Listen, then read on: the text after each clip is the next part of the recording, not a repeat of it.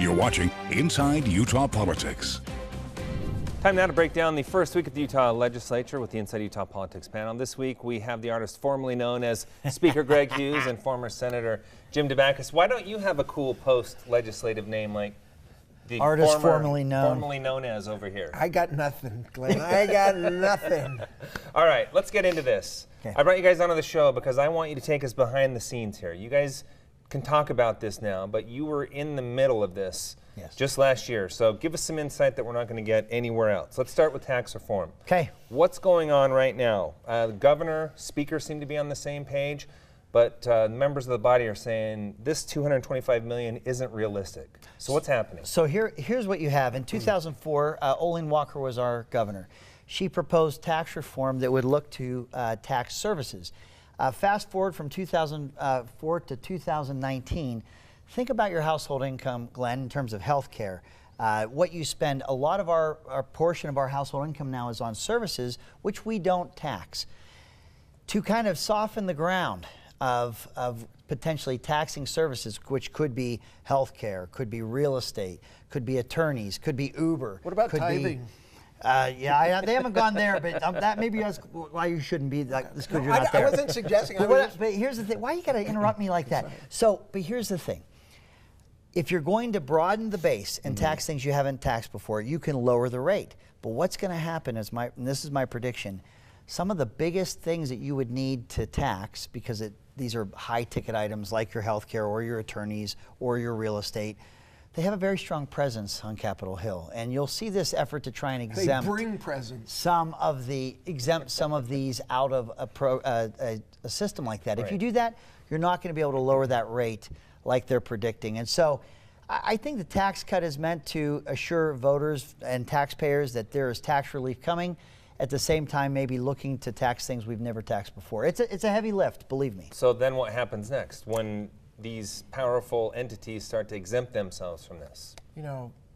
Then you end up with the normal guys getting slaughtered the way they normally do. And I got to tell you, the most painful time of my 6 years in the legislature was in the Rev and Tax Committee, because time after time, it always reminded me of Lucy when she gets the job when those chocolates are going by and she's trying to keep up with the wrapping. There they are, those lobbyists. And they are sitting on that front row, and they have their $2,000 suits and their $700 shoes, and they come up and testify. And the Republican chairs were so subservient. Well, let's hear what the lawyer from so-and-so has to say, who they don't say is a lobbyist. And time after time, industry after industry, contributor after contributor get these terrific cuts, and the normal working guy gets slaughtered, and that's what goes on behind the scenes, really. You cannot have tax services that only go to Uber and go to the smaller things. If you're not looking at or landscaping, that is not going to bring the revenue that we're seeing.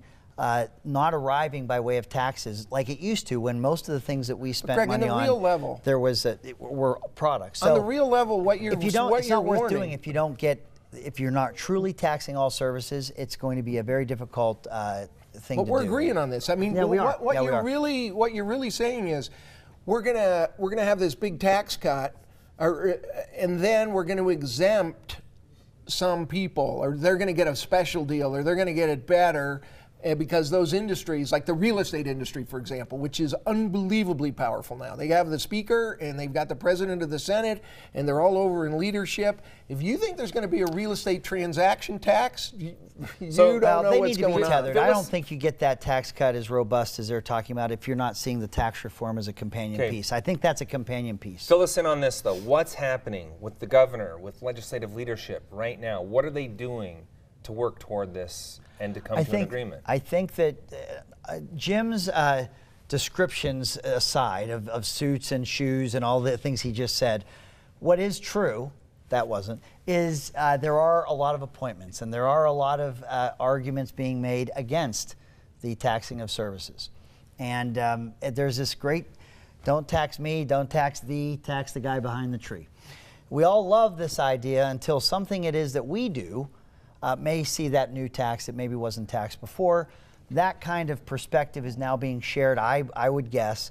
If I were Speaker, I know that my office appointment schedule would be full of people worried about that part of the issue. And so I'm sure that what they're doing, they've got their plan in front of them, but they are probably getting a lot of feedback right now from concerned entities. Okay, let's move on to Medicaid expansion. We're looking at bills to modify or even potentially repeal Prop 3. The fix is in. By next week, it's going to be over. The governor's going to have signed it. These guys got behind their closed doors. They came up with caucus positions. It's greased through.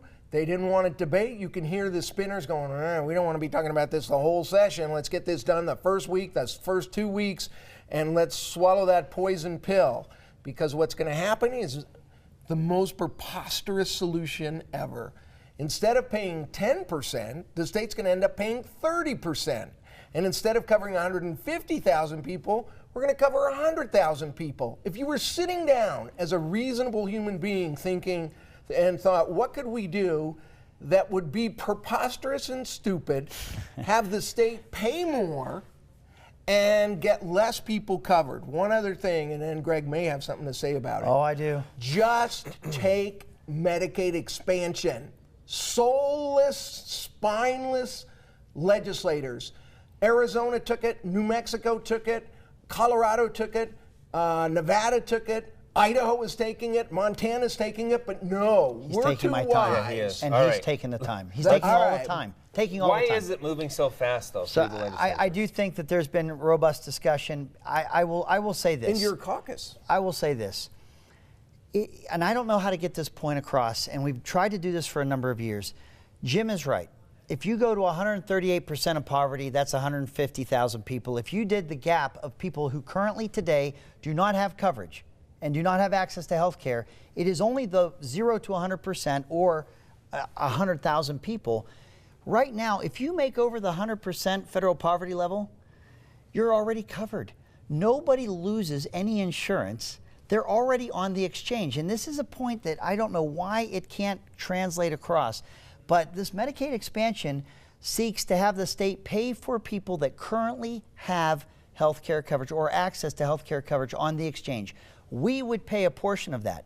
The reason why the 70-30 versus the 90-10 split is what the legislature is looking at is that they have got signal from the Trump administration that they are going to look at the gap, and the gap are those that truly don't have health care, the ones we want to include, and they're going to go 90-10 on that population. So we'll bridge it. They want to bridge it right now, which makes sense, but they, at the end of this session, at the end of this time, the people that do not have health care coverage will be covered, which is the point of the proposition. And the last point, Glenn, I'll say is that propositions and referendums across this country in most cases become statute of which legislative bodies can address, look at, amend. It happens. It's not new to the process. It happens in the state. It's happened before, and it happens in other states. All right, I'll give you the last 30 seconds. Talk about smug arrogance. The voters go, no, not you. Okay. All right. Okay, you got 30 seconds. We're The going to have a smug hard rep. arrogance. You know what? Take full Medicaid expansion, join the other states, stop playing this political game with the lives of so many Utahns. Shame on you, Utah Okay, real quick. legislature. Ray Ward has a bill that says let's implement it, and then if we get the waivers, we can look back. Is that a bad idea? Couple seconds No. left. I just say it's hard to go All right. back from what you've already given. It doesn't really work well in Got to tax end it policy. on that note. Gentlemen, always great to have you on the show. Thanks for being here. Yeah, thanks. Stay with us. We'll be right back with more Inside Utah Politics right after the break.